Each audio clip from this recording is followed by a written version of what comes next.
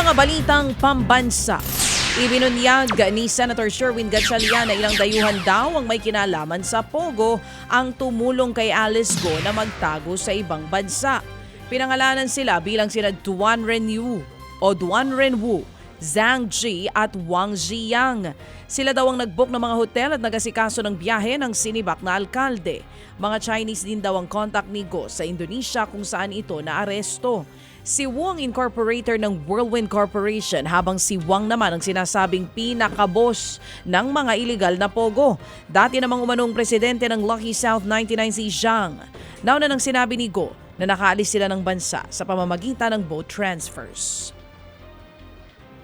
Kinumpirma naman ng Presidential Anti-Organized Crime Commission o PAOK na ang Chinese national na si Wang Ziyang ang boss of all bosses ng iligal na pogo. Si Wang ang nakitaan ng 5 passport sa sinalakay na resort sa Clark, Pampanga. Pero hindi kinumpirma ng PAO kung si Wang ang tumulong kay Alice Go na makatakas sa bansa. Sa panayam nga po ng programang ito, sinabi ni PAO Executive Director Gilbert Cruz na posibleng nasa Taiwan si Wang ayon sa mga report. Ito po yung pinaka-boss nung Banban po, kasosyo po ito ni dating Mayor Alice Go, itong si Wang Ziyang. Kasama po sa pinailan natin ang kaso ito, qualified trafficking. Yan nga po ang tinig ni PAO Executive Director Gilbert Cruz.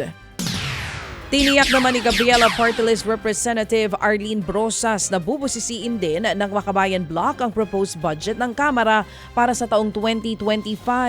Sa panayam po ng programang ito, sinabi ni Brosas na sumasailalim din sa plenaryo ang budget ng Kamara. Pero tila nakasanayan na o naging tradisyon ang hindi pagsagawa ng public hearing tungkol dito.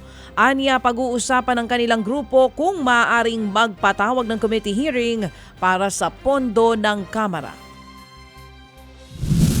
Walang nagtatanong. Parang katulad din sa Senate, ganyan din yung form nila, di ba? So, it passes, pero in-open sa plenary for deliberation. Baka takot magtanong ang mga kongresista. Yan po ang tinig ni Gabriela Party List Representative Arlene Brosas. Oras muna mga kapatid, 7:34.